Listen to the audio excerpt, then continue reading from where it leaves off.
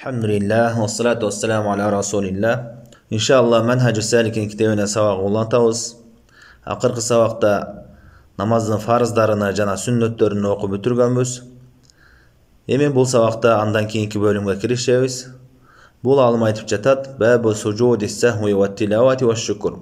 Bul bölüm deyit namazda kata ketirgende kılınıcı sajda jana Kur'an ayatlarında, sajda ayatlarda okuganda kılınıcı sajda jana oşondoy ele Allah Taalaga şükür kılуу iretinde sajda kılуу oşolordun hükümlerini bayandagan bölüm deydi. Birinci namazda sajda kılуу jönündө aytат. Эгерде адам баласы намазда ката кылып койгон болсо, адашып ката амалдарды жасап койгон болсо, кээ бир амалдарды, анда эмне кылат? Акырында салам берерден мурда ат-тахиятты окуп бүтүп, салаваттарды окуп бүтүп, дуаларды окуп бүткөндөн кийин акырында эки жолу сажда кылат дагы, андан кийин салам берет. Ушуну сужуд эс-сахв деп коет. Бул ошо намазда ката кетирген үчүн кылынуучу сажда. Эми ошол кандай каталарда сажда кылат, качан сажда кылат дегенде бул алым баяндап айтып жатат. Ва хуа машруун иза зада ал-инсану фи салатин рукуан ау сужудан ау қияман ау қуудан сахван. Биринчи абалы, эгерде адам намазында ката кетирген абалда, унуткан абалда ашыкча руку кылып койсо, же болбосо ашыкча сажда кылып койсо, ашыкча кыям кылып койгон болсо, ашыкча отуруп койгон болсо намазда, ашыкча рекетке туруп койгон болсо, анда ошол абалда сажда сахв кылат дейт. Намаздын акырында эки жолу сажда кылат.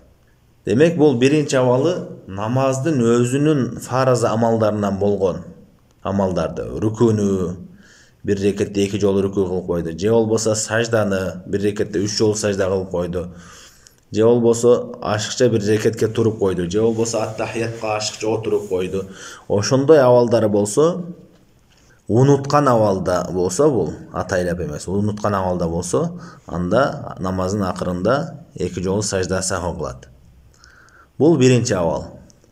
Ал эми унутпай атайлап кошумча кылган болсо, ашыкча руку кылган болсо, атайлап кыла турган болсо, анда ал намазы бузулат, намазы жараксыз болот. Бул алымдардын арасында талашсыз болгон ижма маселе. Бул биринчи абал.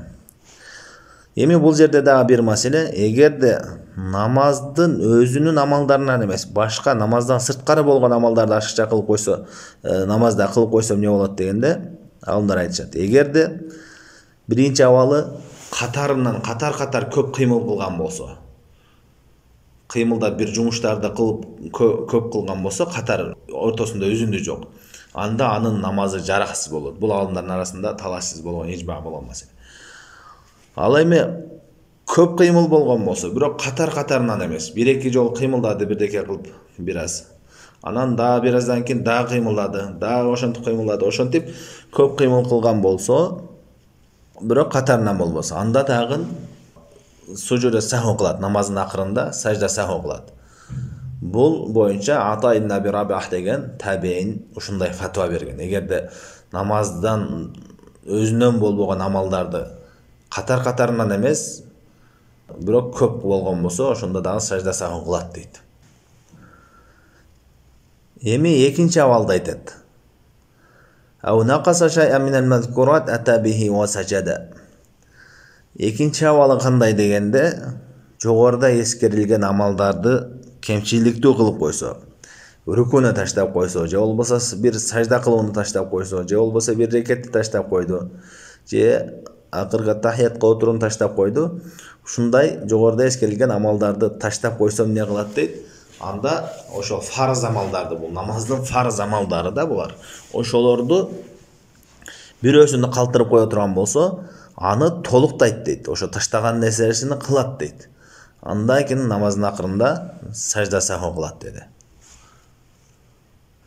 Эгерде бир рекет окуп атып, мисалы үчүн рукуну унутуп калды, рукуну таштап койду, анан саждага барды, сажда кылып атканда эстеп калса, рукуну таштаган, анда ал эмне кылат? Кайра турат дагы руку кылат.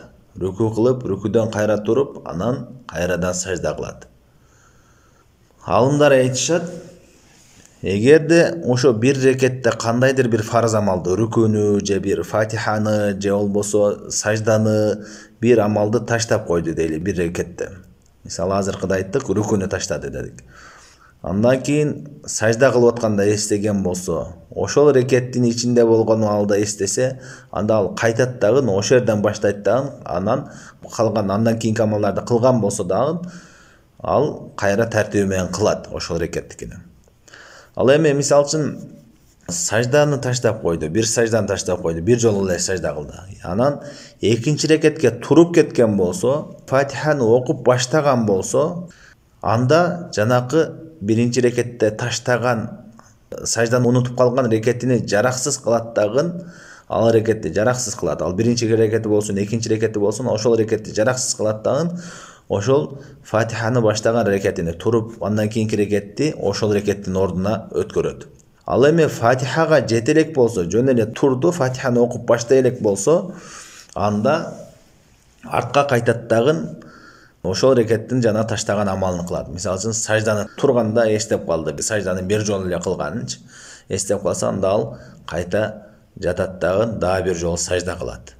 Ал эми Фатиханы баштап калгандан кийин болсо, анда ал ошол жанагы кемчиликтүү болгон рекетини жараксыз кылып коюп, анын ордуна кийинки рекетти өткөрөт. Кийинки рекетти анын ордуна кылып санап эсептей берет. Бул алымдардын арасында талашсыз болгон ижма маселелерден. Андан кийин бул алым айтып жатат: "Хаутарака ваджибан мин ваджибатис-салат сахван". Үчүнчү абал дейт, эгерде намаздын важип амалдарыны унуткан абалда таштаса, анда сажда сахв кылат деди. Биз мурунку сабактарда алып өткөнбүз, намазда важип амалдар жок деп. Бир гана 4 рекеттик намазда экинчи рекетте ат-тахиятка отурууну намазда важип бар деп айткандар, алымдар ошону важип дешет, ошол амалды. Биз аны сүннөт деп өттүк. Бирок ошондой абалда дагы ошол ат-тахиятты, экинчи рекетте ат-тахиятты таштап койсо, анда сажда сахв кылынат. Бул дагы алымдардын арасында талашсыз болгон, ижма болгон маселе. Кимде ким ат-тахиятты таштап койгон болсо, ал сөзсүз түрдө акырында 2 жолу сажда кылыш керек. 4 рекеттик намазда экинчи рекетте ат-тахиятты унутуп калган болсо, отурууну. Бирок отурууну унутканда, ошол экинчи рекеттен отурбай эле туруп кетип атканда, түз болуп турганга чейин эстеп калса, туруп баратканда эстеп калса, ал артка кайтып отурат дагы, окуйт. Ал эми эгерде түз туруп калган болсо, анда ал артка кайтпайт. Буга далил Саад ибн Аби Ваккас жана Абдуллах ибн Зубайр деген сахабалардан келген. Эгерде ошо ат-тахиятты унутуп туруп кеткен болсо, түз туруп калган болсо, анда ал артка кайтпайт. Эгерде ал ошо тургандан кийин кайра отуруп ала турган болсо, анын намазы жараксыз болот. Демек, ошол важип деген амалдардан бир гана ошо ат-тахиятты таштап койгон болсо, ошондо намаздын акырында сажда сахв кылынат. Бул 3-чү абал. 4-чү абалы айтып жатат: "Аушакка фи зиядатин ау нуксанин". Эгерде намазында шектенип атса дейт. Мисалы үчүн 2 рекеттик намазда турганда, экинчи рекетте турганда шектенип калды. Бул экинчи рекетимби же биринчи рекетимби деп шектенип атат. Унутуп калды. Же болбосо сажданы 2 жолу кылдымбы, 1 жолу кылдымбы деп унутуп калды. Рүкүнү 2 жолу кылдымбы, кылбадымбы деген ушундай унутуп шектенип калса. Ошондой абалда, шектенген абалда сажда сахв кылат акырында намазын. Эми шектенген абалда не кылат десе, шектенип калганда шектенген адамдын абалы 2 түрдүү болот. Биринчиси мисалы үчүн 2 рекеттик намазда турат дейли. Экинчи рекетте турганда шектенип калды. Бул биринчи рекетпи, экинчи рекетпи деп. Анан ойлонуп бир себептерди тапса, эгерде тапса, ушул экинчи рекет экендигини далилдей турган, намаздын ичиненби же сыртынанбы, мындай жана биринчи рекетти окупмун деп ойлонуп тапкан болсо, анда экинчи рекет деп эсептейт. Ошону тапкан болсо, бир себептер тапты ошонун экинчи рекет экенин. Же болбосо сажданы мисалы үчүн 2 жолу кылдымбы, 1 жолу кылдым деп шектеп атса, мисалы үчүн саждада экинчи саждада шектенип атат да, бул биринчи саждамбы, экинчи саждамбы деп. Анан ойлонуп көрсө, биринчи саждамда мындай дуаларды окупмун, бул экинчи саждам экен деп bir себептер менен экинчи сажда экенин билген болсо, андай абалда ошол туура деп тапкан оюна амал кылат дагы, анан акырында сажда саху кылат. Ал эми экинчи абалы билбеди. Биринчи рекетпи же экинчи рекетпи, такыр бир ойлонуп көрсө эч таппады. Жана ошондой эле саждан бул биринчи сажданбы, экинчи сажданбы деп ойлонуп көрсө билбеди. Андай абалда эмне кылат? Бул биринчи сажда деп эсептейт. Жана ошондой эле рекетти дагы экинчи рекетте туруп биринчи рекетимби, экинчи рекетимби деп аткан болсо, такыр эле билбей койгон болсо кайсынысы экен, анда аны биринчи рекет деп эсептейт. Ошондой эле үчүнчү рекетте туруп алып, бул экинчи рекетпи, үчүнчү рекетпи деп ойлоп атса, аны экинчи рекет деп эсептейт. Төртүнчү рекетте турган болсо, бул үчүнчү рекетпи, төртүнчү рекетпи деп ойлоп аткан болсо, аны үчүнчү рекет деп эсептейт. Ошол менен бир рекет кошумча окуган болот ал. Эгерде төртүнчү рекет болуп калса деле, бирок аны билбей жатат да ал. Ошондо толук болот да намаз. Мунун далилдери эскеретип алалы. Ушул жалпысынан ушул абалдарда сажда саху кылынат. Эми бул алым азыркы эскерилген маселелердин далилдерин, хадистерин, пайгамбар саллаллаху алейхи вассаламдын кылган ошол сажда саху кылган хадистерди эскерет, далилдерине. Биз айттык, ташаххудду таштап койгон болсо, экинчи рекетте ташаххудду таштап койгон болсо, сажда саху кылат дедик. Буга далил айтып жатат: "Вақад сабата аннаху саллаллаху алейхи вассалам қама ани ташаххуд ал-аввал фасажада."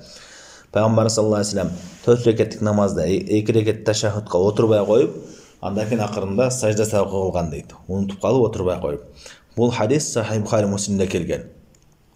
Абдуллах ибн Бухайна деген сахаба риваят кылат. Андан кийин айтып жатат: "Васаллама мин рак'атайн мин az-zuhri aw al-'asr, thumma dhakarahu fatammama wa sajada lis-sahw." Жана ошондой эле пайгамбар саллаллаху алейхи вассалам 4 рекеттик намазда 2 рекетте салам берип койду дейт. Бул жана намазда кемчилдиктүү болуп калса деп айтканга далил болот. Намазда эгерде бир важибаттарды, бир фарыздарды таштап койгон болсо, аны толуктап туруп, анан акырында сажда саху кылат дедик. Пайгамбарыбыз бул жерде 4 рекет намаздын 2 рекетин унутуп калды. 2 рекетин унутуп калды дагы, андан кийин салам берди. Салам бергенде сахабалар эмне дешти? Намаз кыскарып калдыбы деп айтышканда, пайгамбар саллаллаху алейхи вассалам жок, кыскарган жок деди. Анан сахабалар айтышты: "Анда кемчилдиктүү окудуң" деди. Пайгамбар саллаллаху алейхи вассалам турду да кайра 2 рекетти толуктады, калган 2 рекет. Анан акырында сажда саху кылды. Бул дагы Сахих Бухари Муслимде келген бул хадис.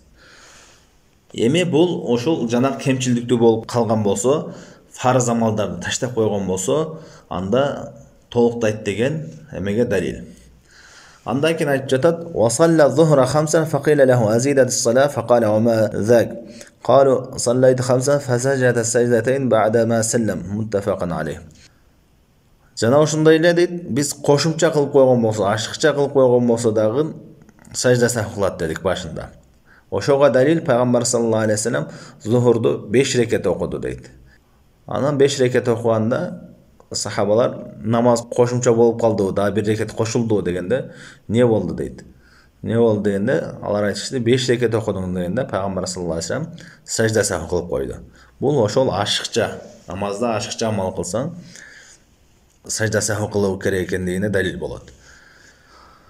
Ал эми шектенгенде, намазга шектенгенде сажда саху кылуу керек экенигине далил айтып жатат: "وقال إذا شك أحدكم في صلاته فلم يدري كم صلى ثلاثا أم أربعا فليطرح الشك وليبني على ما استيقن ثم يسجد سجدتين قبل أن يسلم فإن كان صلى خمسا شفعن لهن صلاته وإن كان صلى تماما كانت ترغيما للشيطان." رواه أحمد مسلم.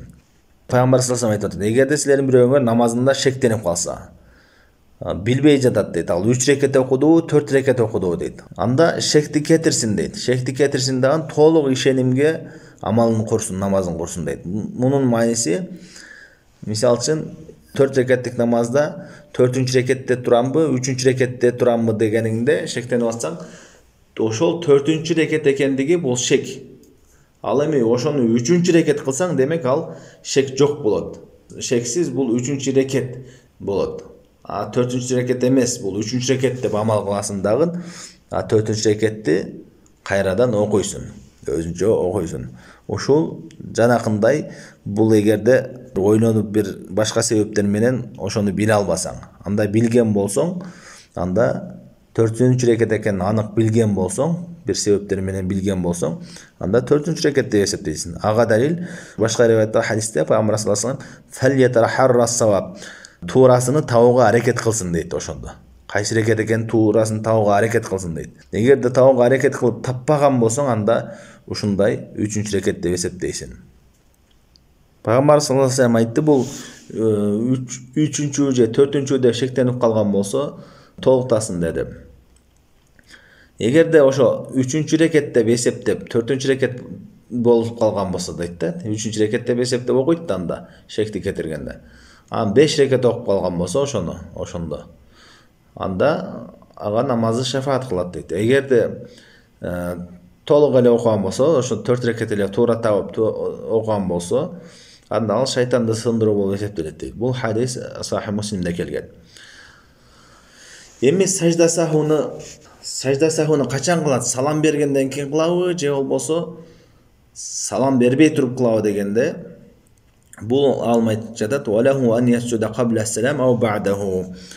Ал кааласа салам берерден мурда, жана дуаларды, салаваттарды, дуаларды окуп өткөндөн кийин салам берерден мурда кылса болот эки сажданы. Же болбосо кааласа салам берип туруп деле андан кийин эки жолу сажда кылса болот дейт. Эми алымдар айтышат, башка алымдар. Эгерде намазда ашыкча кылып койгон болсо, ашыкча кошумча кылып койгон болсо, кошумча амал кошуп койгон болсо, анда салам бергенден кийин кылат дейт. Жана ошондой эле эгерде шектенип, намазда шектенип калып, бирок туурасыны тапты, кайсы рекет экендигини туура тапты. Ошондой тапкан абалда дагы намазда салам бергенден кийин сажда саху кылат дейт. Андан башка абалдардын баарында салам берерден мурда эле эки жолу сажда кылып коет да, анан салам берет деди. Ушу менен сужуду сахуну бүтүрдү. Андан кийин бул алым башка маселеге өтүп жатат. Куран окугандагы сажда аяттары келгенде сажда кылуу. Айтып жатат: "Ва юсанну сужуду тилавати лил қари вал мустами' фи ссалати ва харижиха." Тилават кылганда, Куран окуганда сажда аяттары келген болсо, сажда кылуу сүннөт деди. Бул сажда кылуунун өкүмү сүннөт. Буга далил Умар радыйаллаху анхудан келген Сахih Бухарида. Аллах Таала сажда кылууну ошо Куран окуганда фарыз кылган жок дейт, ал сүннөт. Кимдер үчүн сүннөт дегенде, биринчи кари, Куранды өзү окуган адам үчүн. Ал намаздын ичинде, намазда болсун, намаздын сыртында болсун, сажда аятын окуса, ошол окуган адам үчүн сүннөт. Экинчиси, намазда артында уюп турган адам болсо дагы ошо имамдын артынан сажда кылат, имам сажда кылганда. Жана ошондой эле Куран намазда болбосун, сыртта болгондо деле намаз окубаган абалда бирөө Куран окуп атып сажда кылды. Сажда аятын окуду. Сажда аятын окуп сажда кылган болсо, ошону угуп, кулак төшөп угуп аткан адамдагы сажда кылуу сүннөт болот. Ал эми жөн эле аны атайлап угууну максат кылбай эле угуп калат го бирөө. Ал адам үчүн сүннөт эмес. Атайлап ошол Куранды угууну максат кылып угуп отурган адам, Куран окуп аткан адам сажда кылса, ал деле сажда кылуу сүннөт. Жөн эле угуп калган адам үчүн сүннөт эмес. Буга далил Усман радыйаллаху анхудан келет, сахаба. Ошол сажда мустами' үчүн дейт да, мустами' деген бул ошол атайлап угууну максат кылган адам. Демек, Куран окуган адам үчүн сүннөт сажда кылуу. Сажда аятын окуганда. Жана ошондой эле аны кулак төшөп уккан адам, эгерде Куран окуган адам сажда кылса кылат, а кылбаса ал кылбайт. Жана ошондой эле намазда дагы имам сажда кылса кылат, кылбаса кылбайт. Фис салати ва харижиха дейт. Демек, бунун өкүмү бирдей. Намазда деле, намаздын сыртында деле бул сүннөт сажда кылуу. Бул сажда кылуудагы Куран окуганда намаз сыяктуу.